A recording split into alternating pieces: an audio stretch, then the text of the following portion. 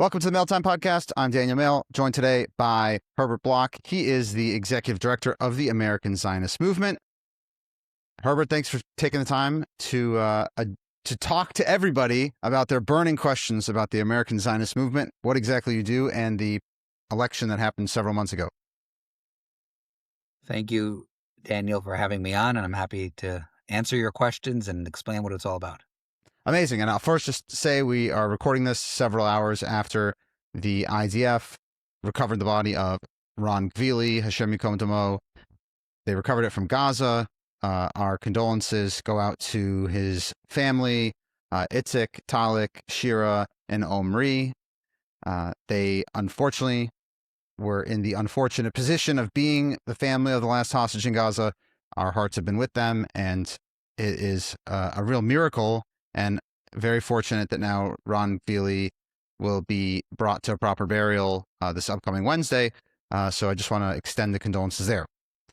Okay. And I would normally, if I can add to that, I would normally Absolutely. be wearing a yellow pin, which I had kept on until the last hostage would be home, and took it off my jackets this morning, and it felt odd and momentous also at the same time. And having grown up in the era of Ron Arad and others who still have never been returned, it seemed unfortunately that it could have been likely that there would have been a situation where there was one or several hostages who might never have been recovered, given all the chaos and rubble in Gaza. And it's quite extraordinary that everyone has been either brought back alive for many, or those for a Kfurat Yisrael, for a Jewish burial in the land of Israel. So it's a very significant day, and we hope we never have to deal with this again.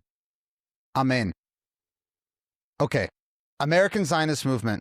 What is the American Zionist Movement, and what were the elections that just took place? All right. I don't know how many hours we have about the election, but I'll give you the short version. Quickly in terms of what you do, because a lot of times people, they hear about this election, they see big names, they see all sorts of stuff, but they have no idea what's actually going on. So I'm curious, what is going on? So the American Zionist Movement is the Zionist Federation in the United States. It's both an independent nonprofit, an independent amuta in America that is the umbrella body of now 51 national Jewish Zionist organizations across a very wide spectrum of right to left and religious denominations and others. I'll describe that more. In our role as the convener of Zionist organizations in America, we're also the official Zionist Federation in the United States, recognized by the World Zionist Organization. Just a little background, obviously the World Zionist Organization is what was created by Theodor Herzl at the first Zionist Congress in 1897 to be the bridge between Jews in the diaspora and the Zionist movement globally, and leading up to the creation of the State of Israel. The WZO continues to play a role along with other national institutions of Israel, and I'll cover that in a second, in the modern state of Israel, even after the establishment of the state in 1948. And the World Zionist Organization operates through a system of Zionist federations around the world. There's now 42 countries involved in the WZO: Israel, the United States, which is about a third of the representatives in the seats worldwide, and 40 other countries. The United States is obviously the biggest diaspora community in the world, and in the WZO and in the Zionist election. And the AZM is the Zionist Federation that coordinates the American participation in the Zionist Congress. The Zionist Congress was held last October, the end of October, following an election that was held in the U.S. Last spring, from beginning of March till beginning of May, during an 8-week period. Over 220,000 votes were cast in a U.S. election to select the representatives to the World Zionist Congress. As I mentioned, a third of the representatives come from the United States. The Zionist Congress oversees what are known as the Mosdot HaLeumim, the national institutions of Israel, which are quasi-governmental bodies that were originally set up in the Zionist movement from the days of Herzl, meaning the World Zionist Organization, the Keren Kayemet LiYisrael, Jewish National Fund, the Karen Hayesod, which operates in countries around the world outside of the U.S., and the Sochnut, the Jewish Agency for Israel, Jaffe, as it's known. And these institutions are the bridge between Jewish communities around the world and the state in terms of formal responsibility for Aliyah, Zionist education, different aspects of the Zionist movement. And the leadership of those bodies comes out of the Zionist Congress, and it is a grassroots system where people get elected to the Congress, and the Congress, with delegates from Israel, from 41 other countries, makes decisions on the broad outlines of the Zionist movement. It's sort of like a political convention, like the DNC or the RNC for Jews, for Zionists. It's not voting on the line item budgets, but it's setting the big picture of the policy, electing the officials who govern it, and who will run the Zionist movement institutions for the next 5 years. So the AZM, outside of the period of the Zionist Congress, is an umbrella body for the Zionist organizations in the United States to encourage them to work together, to promote Zionism, to defend Zionism in these days, and coordinate activities among the different Zionist groups in the United States. So I just want to first apologize to you, trying to herd cats of 51 different groups, interest groups, trying to bring them all together to even be in the same room. So kudos to you for doing that, and I can only imagine what that looks like. I guess my first question is, why does this kind of organization, or why does this kind of election operate in the way that it does if the state of Israel exists? It makes sense before the establishment of the state of Israel. Why is it that diaspora communities have input on something within the sovereign state of Israel? And that is a good question. I'll talk about the herding cats in a second. But I don't need you to throw any names under the bus, but I can just imagine. No, I'm not gonna name names. We love all our Jews and Zionists and in all their diversity. But let me deal with the structure first. So it's a unique institution in that it's a grassroots body. People get elected from around communities around the United States. Voters, American Jews, can vote in elections or elections held in other countries. You don't get to be on the board of the Zionist movement because you give the biggest donation or because because you're extensive philanthropy. Obviously, those things are important for the Jewish people, but this is a grassroots representation of people from around the world. The Zionist movement was intended by Herzl not just to disappear when the state of Israel was formed which happened in 1948, but to also be a part of the effort of the Chevra Mofet to perfect the state, to build the state, and to serve as the connection, the kesher between Jews and in the diaspora and those in the state of Israel. I don't know if in Herzl's day he anticipated, or even Ben-Gurion's day, that nearly half the world's Jews would be in Israel and half would be outside. But that is the situation we have today. The state of Israel is a sovereign nation. There are certain things it does which are its priorities in terms of defense and trade and economic policy and other international things that a sovereign nation deals with that the Zionist movement doesn't handle. But there are things that a sovereign nation would not necessarily be easily able to do only for its Jewish constituents. The state of Israel has residents who are not Jewish, who are of different ethnicities, different religions. And so the Zionist movement handles Aliyah, Zionist education, those connections with the Jews. We're unique and with a diaspora of many people who weren't born in the country, never lived in Israel. Many have never even visited. If you were to talk to people involved in the Polish diaspora or the diaspora of Slovakia in the United States, those are people whose families came from there, who were born there, who have a direct connection. Obviously, we have Israeli Americans in the United States, and we were just together at the IAC conference last week. But for many American Jews or Jews in the diaspora, it's a unique diaspora relationship because of the special connection of the Jewish people to the state of Israel. So the Zionist movement institutions handle those things like Aliyah, like Zionist education, like working with Jewish communities that the sovereign state of Israel either couldn't prioritize as a legally or easily as a nation, or doesn't have the resources to do, and maintain that connection. We're not with the state of Israel. We're not governing the state of Israel. It's not, a seat in the Knesset. Some people have suggested there should be a diaspora seat in the Knesset, but no one's there yet. But the Zionist institutions exist, and the ones that I mentioned, the Keren Kayemet controls significant funding from ownership of the land of Israel, and the Jewish Agency obviously operates around the world with several thousand shlichim in America, as an example, and other programs here. So the institutions are there. There have been people who have raised the question you did. Why are these institutions needed? Maybe they should be changed. Maybe the system should be changed. But for now, the system is there, and we encourage people, to have a say. People say, well, I think the system should be different, and I don't want to participate. That's their choice. But then you're leaving the decision making to somebody else as long as the system is in place.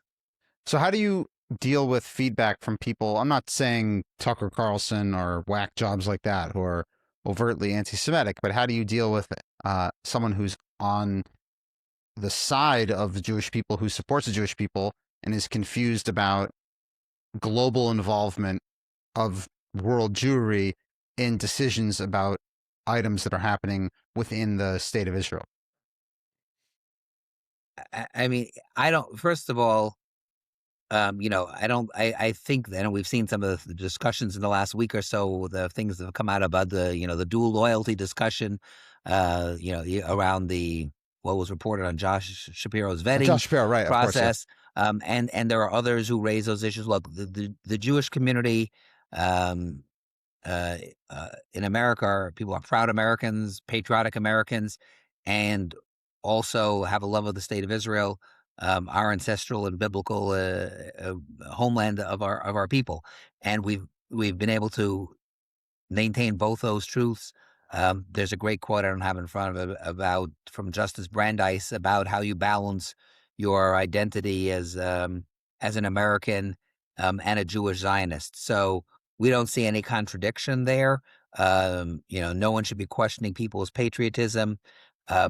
Zionism is at its core enabling the Jewish people to have what many other nations have had, which is our own homeland in our ancestral land, and you can be an Italian American and love your Italian heritage, and no one's questioning your dual loyalty, and people shouldn't for American Jews. We've seen increasingly, and especially since October 7th, people attack Zionists as a code word for Jews. Most surveys and studies of the American Jewish community show very broad support. 85-90% of American Jews identify with the Zionist movement.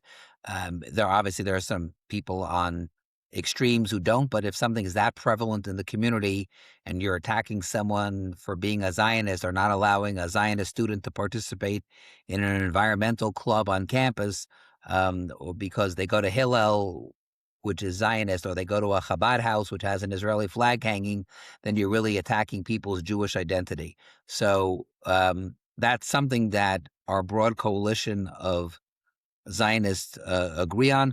Just to go back to a point you made earlier about the, herding cats, it's really bringing people together.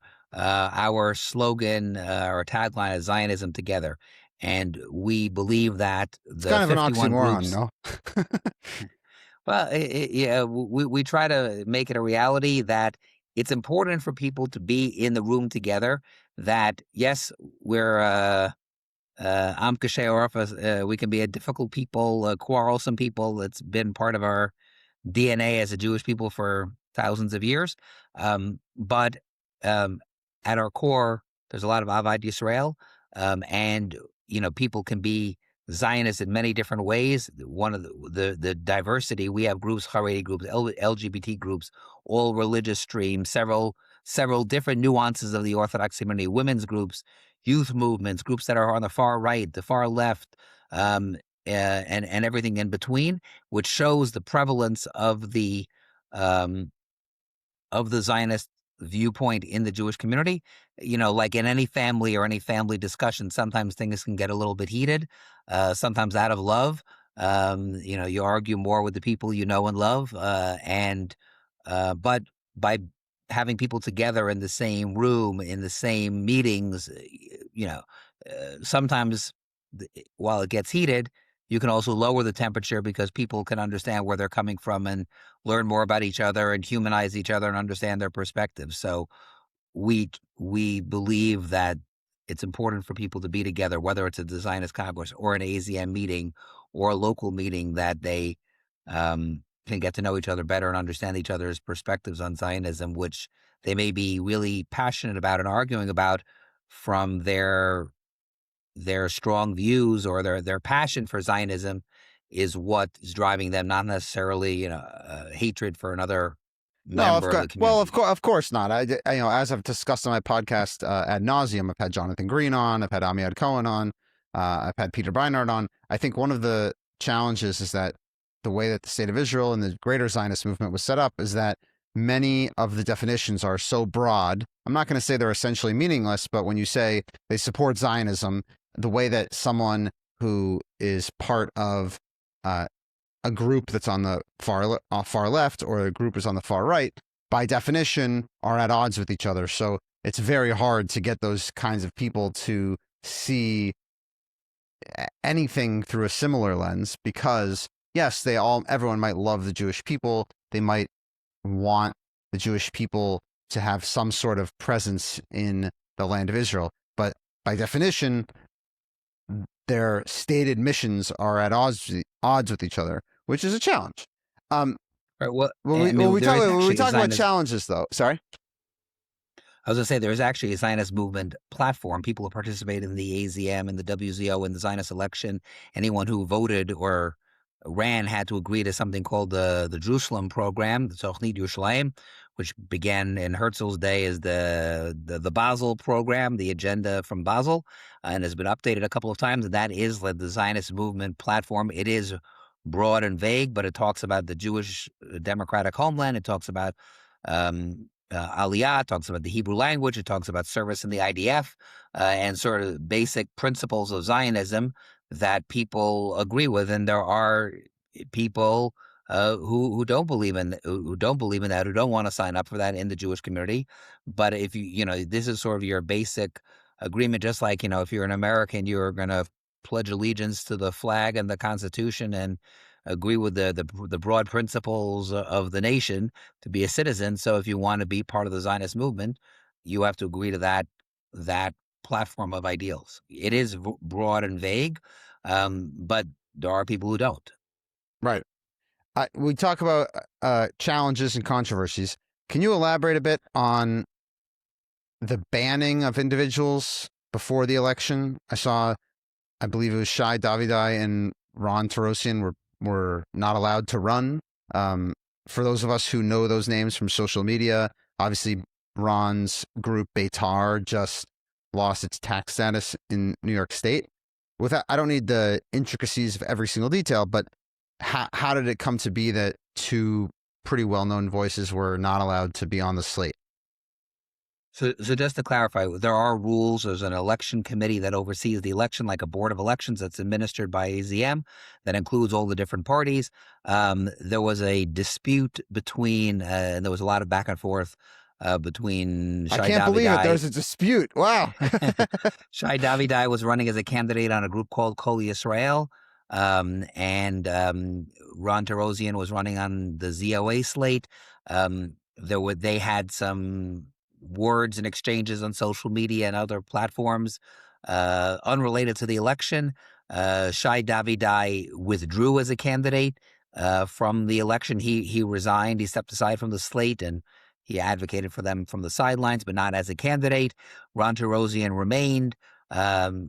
People can Google it. There was a case brought by supporters of Kol Yisrael that his activities and behavior and statements exceeded the sort of the fair campaign practices conduct, and we do have a conduct that we want people to run. They can campaign vigorously and do whatever they want to advocate, but they should do it with derech eretz, essentially. Doesn't use that word, but that's the short version of it. But campaign in a civil way. So there was a decision of the election committee chairs, and that Ron's behavior was outside the bounds. He appealed that. We have a fair and democratic process. The tribunal of the AZM, which is sort of an independent body that oversees the election, ruled that the conduct related to slates and not individual candidates, and therefore he was reinstated and allowed to participate in the Zionist Congress and was actually there. So there was a process, and Ron, while he was initially removed, was reinstated, and he was there, and this precedes the recent decision of the New York State Attorney General. Got it. Okay, and then fast forward, I see a bunch of my friends on social media. They fly to Israel after the elections. They're getting together. There seems to be some sort of movement, cohesion in terms of the first movement, the first meeting. And then I went to bed and I woke up, and then all of a sudden Yair Netanyahu's name is everywhere and some sort of agreement. What happened? So the Zionist Congress is it's like a chaotic a political convention. And these days we're used to, in America at least, the DNC, the RNC are kind of coronations of whoever won the primary process. But go back decades, they were meetings and contentious gatherings of both Democrats and Republicans for days before they would select the nominee. So the Zionist movement somewhere in that stage still.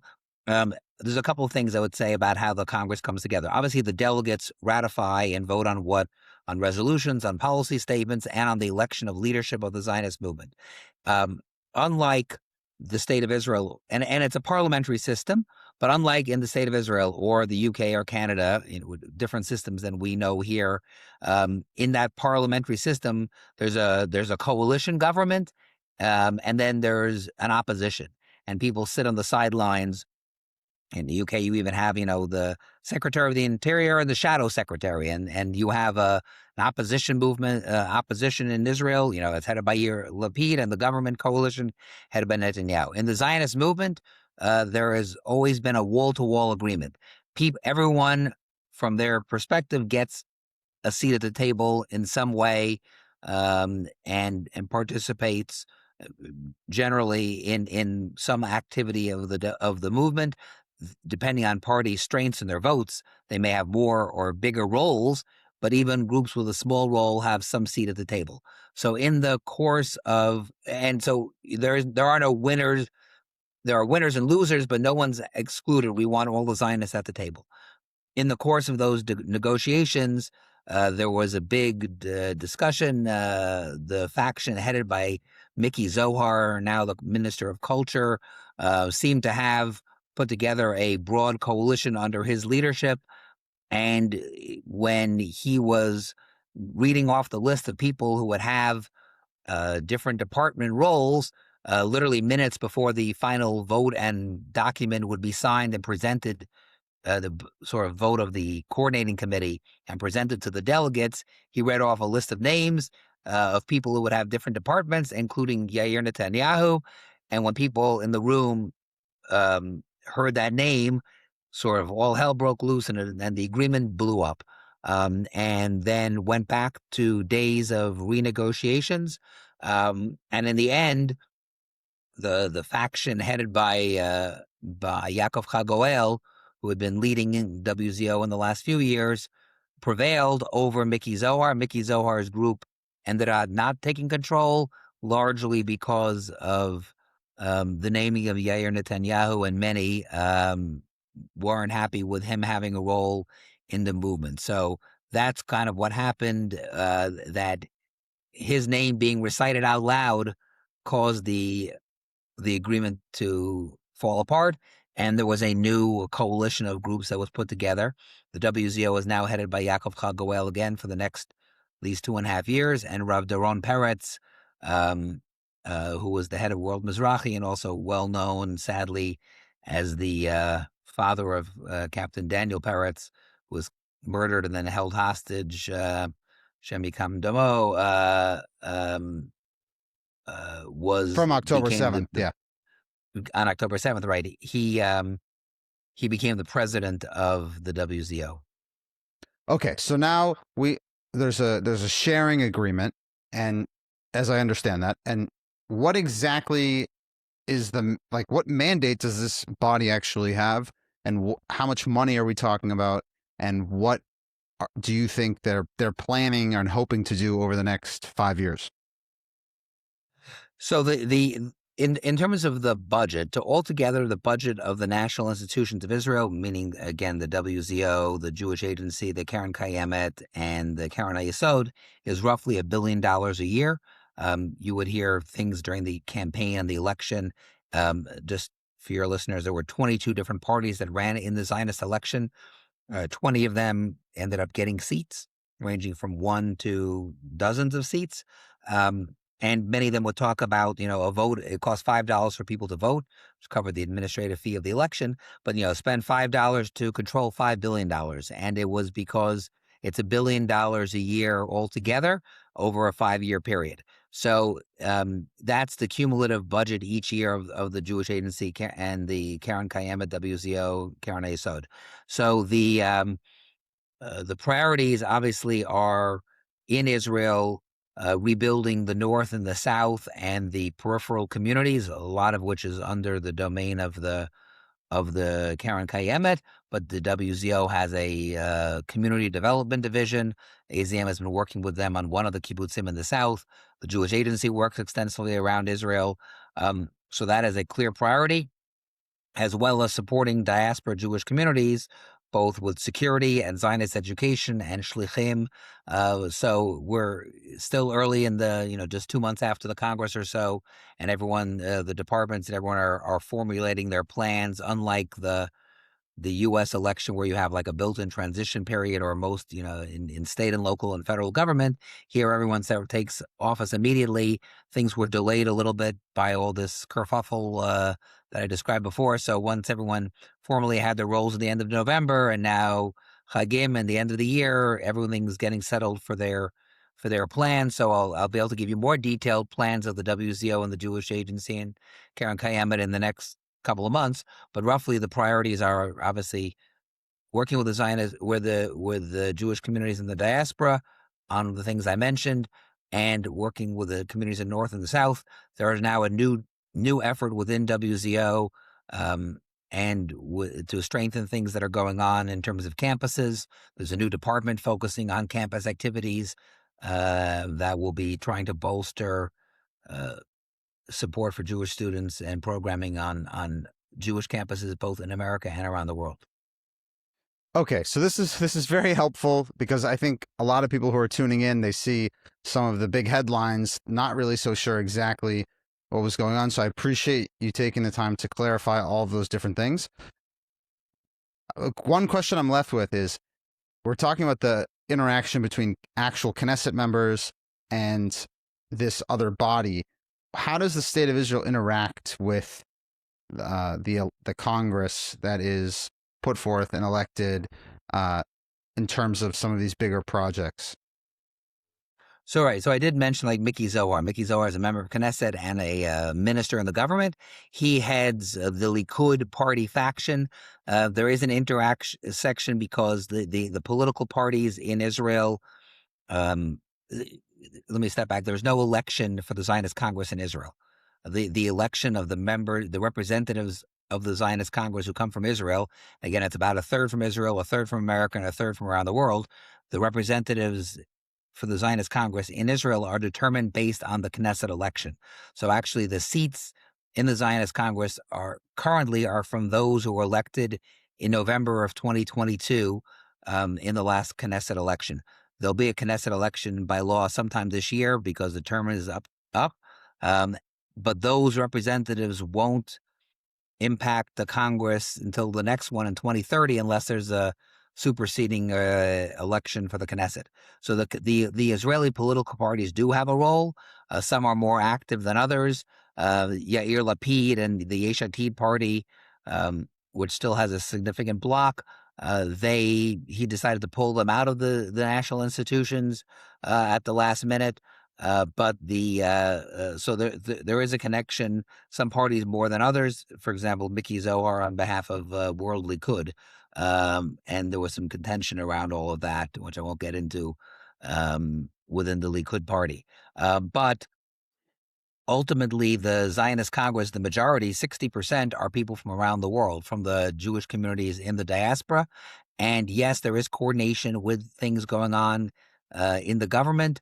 And the Zionist Congress will express its opinion on different issues related to things that are before the Knesset. But we living in the diaspora don't have a vote in the Knesset. And the sovereign state of Israel still governs itself.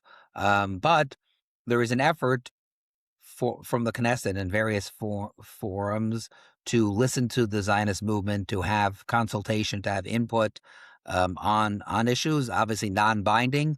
And that's where it's at. There have been proposals in the past from various people that there be a formal role. The Ministry of Diasporas had various iterations of that, or seats in the Knesset, whether it's a voting seat, or whether it's the U.S. model of like the delegates from Guam and D.C. and American Samoa who are non-voting but have input. None of those things have yet come to fruition. But the Zionist movement, the Zionist Congress, is sort of the best and closest thing we have for an opportunity for American Jews and Jews around the world to have a say. Herbert Block, I appreciate you taking the time to clarify all these things. Very informative. And if anyone wants to check out further things, your website is azm.org. azm.org, right? It. American Zionist Movement, azm.org. And you can find all the information about the AZM, the member organizations, the Zionist Congress election, the World Zionist Organization on our website, and happy to connect. And our email is azm@azm.org, and happy to help get people more involved. I really appreciate you taking the time, and God should bless you and give you a lot of patience with trying to keep everyone in the same room. You're doing a job that not many people can handle. So I really, really appreciate it. Thank you, Daniel. Thank you for this platform.